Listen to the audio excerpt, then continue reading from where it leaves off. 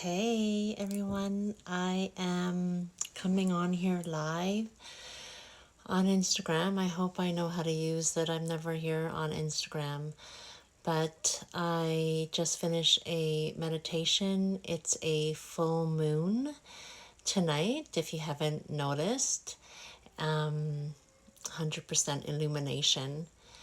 And I wanted to give you some tips on some self-care and feng shui tips to wind down this year, and also honoring the height of the yin energy. So we are in the season of yin, winter. There's yin and yang. Yin is winter, it's the feminine energy.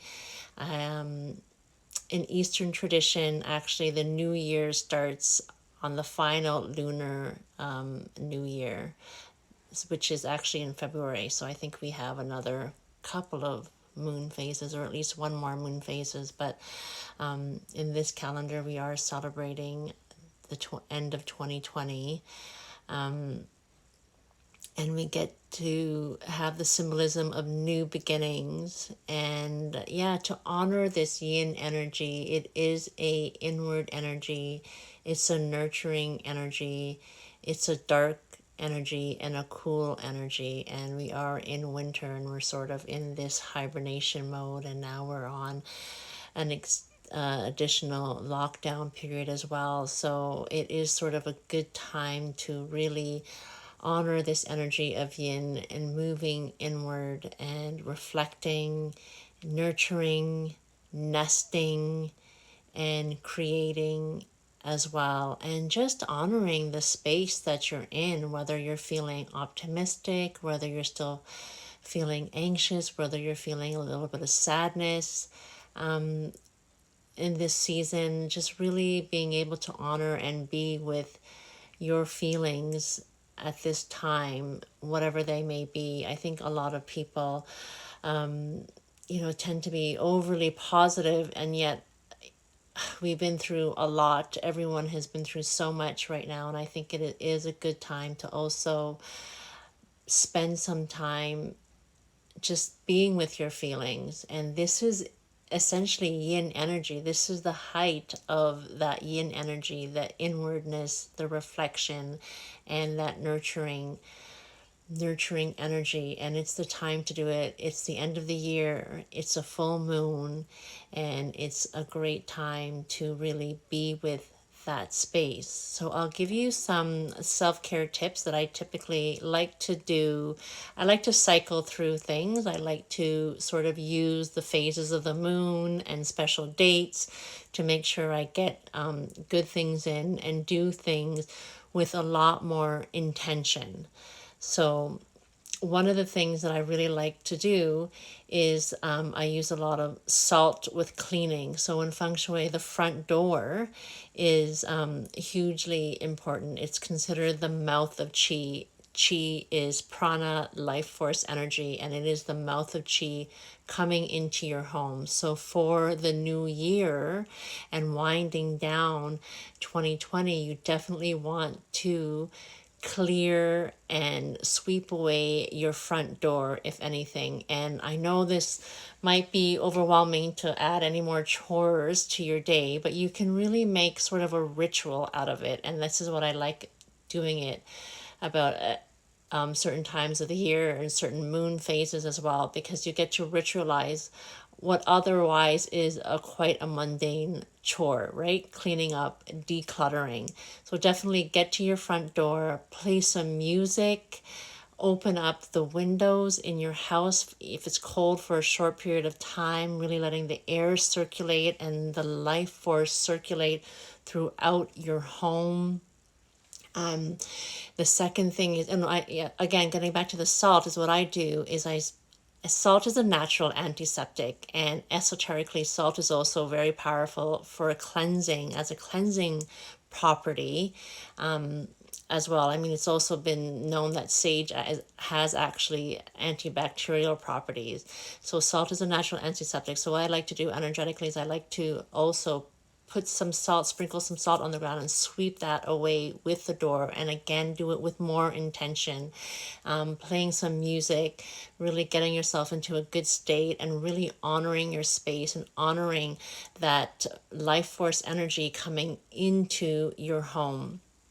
The second thing that I like to do for the new year, and that is getting to the fridge. So cleaning out any old food. Again, I know it's quite a chore for some people. If your fridge looks like mine, it can be quite a chore. So again, it's a time you get to kind of ritualize it and have fun with it and have more intention with it. So definitely cleaning out your fridge, and then also setting out a bowl of fruit on New Year's Eve. It's a sign of abundance. So I really like to put out some vibrant fruit, fresh fruit out, put a bowl of that on my dining room table. And that really is a symbol of abundance and of health and of prosperity. So that is a great way to symbolize bringing in the new year. So definitely have a bowl of fruit out in front, and don't forget to grab a couple and eat some throughout the day as well, obviously. So moving into an inner self-care ritual. I think for this year, since we likely are not going to be yahooing everywhere like we usually can, I think for this time of the year, what I really love is the Serenity Prayer. And again, it goes to just honoring the space that we are in right now without, whether you are walking with some sadness or feeling some anxiety or concern or uncertainty, but you can also still allow yourself to feel joy. I know this year has been a very, very heavy year for me and a lot of my close friends. Some serious things have happened this year, so it wasn't, it was a very heavy and sad year for a lot of people in my inner circle. But for myself, I've been really enjoying the downtime. I've been enjoying the slowdown. I've been enjoying the reflection. I've been enjoying the realness and the authenticity that's been happening with everyone as well. So some self-care tips, again, even using salt, is taking a salt bath. It doesn't have to be long if you don't have a lot of time, but salt, again, is a very clearing type of energy. It's cleansing away, and again, you can just ritualize that and use that as part of your ritual. If you don't have time for a salt bath, I often use salt in the shower as well. So that is, again, a nice way to sort of symbolize a clearing and a cleansing away of the heavy energies that was happening in 2020. And again, the Serenity Prayer is great. If you want to say it with me now, in case you don't already know it, it's: God grant me the serenity to accept the things I cannot change, the courage to change the things I can, and the wisdom to know the difference. That prayer was in so many houses that I used to see growing up. I don't know if it was the 70s or 80s thing, but I used to see that prayer around all the time. And I think it's such a fitting prayer for this time. And also to do a special meditation at the end of the year.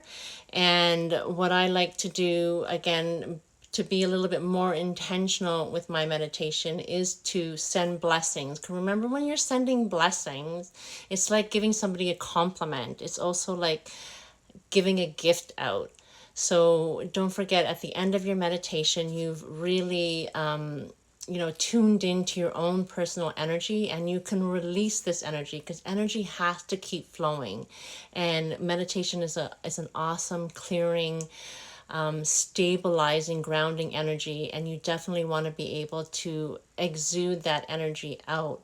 So when after you do your meditation, it's always a great time to do that. Again, you can do it with some more intention at this time of the year, and you can send out blessings. And what I like to do is hold my hands out like this and actually picture myself in it, and then you'll also send blessings to yourself and to your body for your health, for releasing anything that no longer serves you. Also sending blessings to your family and to your friends and to your home. So really releasing that energy from inward and moving outward.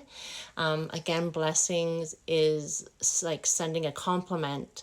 Giving someone blessings and sending out blessings is like giving a compliment. It's sending a gift out to somebody. So it is really something that you can do with so much more intention at the end of the year. And one of the other things that I also like to do is using the color purple. So energetically, purple is a very clearing energy, and it's also very very energizing as well. So you can also kind of picture yourself in a shield of like a ultraviolet aura like purple, and really picturing yourself inside that purple kind of bubble. And it's a protecting energy. So every time I have a negative thought, I actually revert to that way of thinking. Purple is very like it's like an electric violet purple, and you can say it if you don't feel it, but you can actually picture yourself in that purple light, and you're really offering yourself some protection and asking the divine God, source, whatever you want to say, offering yourself that special protection for this time of year and moving forward. So those are some tips for self-care and some feng shui tips. Some of you just joined. Hello, everyone. And yeah, I hope to see you all soon in the new year. And yeah, make it a good one. I mean, just do everything with a little bit more ritual, a little bit more intention. And I'm wishing you all the best for this upcoming year. And I'll see you probably, I'll jump on again here tomorrow. Thanks, guys. I'll talk to you soon. Now, how do I end this thing?